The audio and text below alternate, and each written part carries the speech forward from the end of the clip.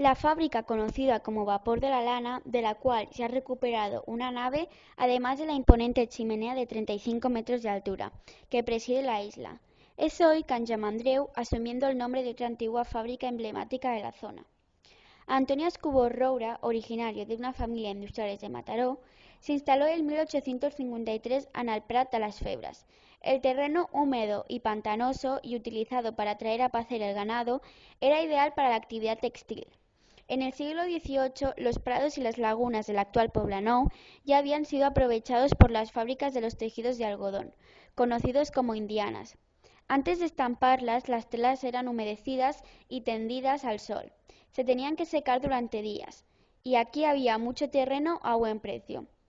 Ocupada por otros fabricantes, con el paso de los años, el vapor de la lana albergó, desde los años 70, pequeños talleres hasta que Barcelona Activa la convirtió en escuela-taller para su rehabilitación.